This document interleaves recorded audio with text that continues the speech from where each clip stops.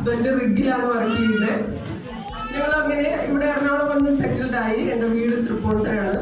നമ്മുടെ ഇന്നത്തെ ഫുൾ സ്റ്റോറിയിൽ നമുക്ക് അൻവർ സാർ പറഞ്ഞ പോലെ സുജിത് സാറായിരുന്നു നായകൻ.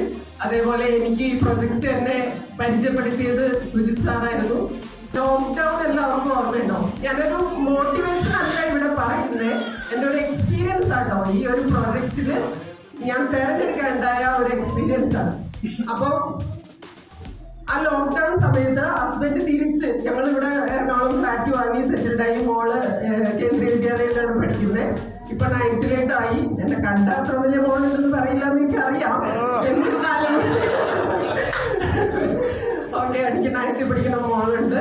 അപ്പോൾ ഹസ്ബൻഡ് തിരിച്ച് പോവാനിരിക്കുന്ന ആ ഡേറ്റിന് തലേ ദിവസമാണ് എയർപോർട്ട് അടച്ചു. അപ്പൊ ആൾക്ക് റിഗില് ജോലി 35 days അവിടെ, 35 days ഇവിടെ. നമ്മള് ഓക്കെ, അതിന് 35 ദിവസം മുമ്പ് വന്നതാണല്ലോ. അപ്പൊ റിഗിലെ സാലറി കാര്യങ്ങളൊക്കെ എന്ന് പറയുന്നത് അത്യാവശ്യം നമ്മുടെ അക്കൗണ്ടിൽ കാശുണ്ട്. നമുക്ക് ലോക്ക്ഡൗൺ ആണെങ്കിലും 1 മാസം 2 മാസം ഒക്കെ പിടിച്ച് നിന്ന് പോവാനുള്ള പൈസ ഉണ്ട് അക്കൗണ്ടിൽ.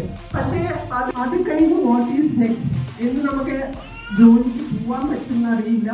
അങ്ങനെ ഇരിക്കുന്ന സമയത്താണ് ഈ ഒരു ഐഡിയ എടുത്ത് ഇതിന്റെ വാല്യൂ ഞാൻ എന്താണെന്ന് മനസ്സിലാക്കുന്നത്.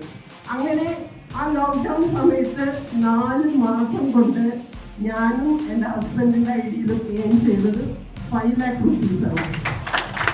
ഓക്കെ, അങ്ങനെയാണ് ആ ബിസിനസ് സീരിയസ് ആയത്.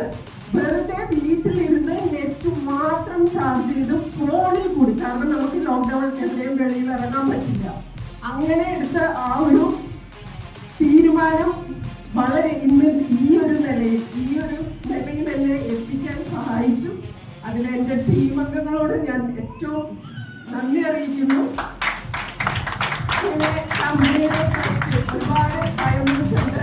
അപ്പൊ അവരുടെ കൂട്ടത്തിലേക്ക് ഒരു ലേഡി ഡയമണ്ട് എന്നുള്ള രീതിയിൽ എനിക്ക് പങ്കെത്തിപ്പെടാൻ പറ്റി. നിങ്ങൾ എല്ലാവർക്കും നല്ല നല്ല അപ്പോൾ ഇപ്പോൾ പുതിയതായിട്ട് കേൾക്കുന്നവര് ഇപ്പോൾ ഈ ഒരു ബിസിനസ്സിലോട്ട് വരാൻ എത്ര തയ്യാറെടുക്കുന്ന ആ ഒരു ഫാസ്റ്റിൽ കയറിക്കുക. അടുത്ത മണിക്കൂറുകളിലേക്ക് ആലോചന പോകരുത്. കാരണം ഈ ഒരു ബിസിനസ് എന്ന് പറയുന്നത് പഠിച്ച് ചെയ്യാനുള്ളതല്ല, ചെയ്ത് പഠിക്കാനുള്ളതാണ്. കാരണം എനിക്ക് ഇതിനെപ്പറ്റി നെറ്റ്വർക്ക് മാർക്കറ്റിങ്ങിനെ പറ്റി ഒരു ABC അറിയാത്ത ഒരു വ്യക്തിയായിരുന്നു. എനിക്കൊരു ഗൂഗിൾ പേ ആ സമയത്തില്ല. ഈ ഒരു ബിസിനസ്സിലോട്ട് വന്നിട്ട് എൻ്റെ ഗൂഗിൾ പേ സ്റ്റാർട്ട് ചെയ്ത് നോക്കിയത് ഈ ബിസിനസ്സിലോട്ട് വന്നിട്ടാണ് ഞാൻ ആ ഗൂഗിൾ പേ സ്റ്റാർട്ട് ചെയ്തത്. അതേപോലെ പല കാര്യങ്ങളും, കാരണം കാർഡ് ഇടുക, പൈസ എടുക്കുക, ഇതായിരുന്നു നമുക്കറിയാം. പല കാര്യങ്ങളും നമ്മൾ എൻട്രി അടിക്കാൻ പഠിച്ചു. അങ്ങനെ അപ്പോൾ അത് നമ്മൾ ചെയ്ത് പഠിക്കേണ്ട ബിസിനസ്സാണ്. ഇപ്പോൾ കുറേ കാര്യങ്ങൾ ചേർന്ന് പറഞ്ഞത് കേട്ടു.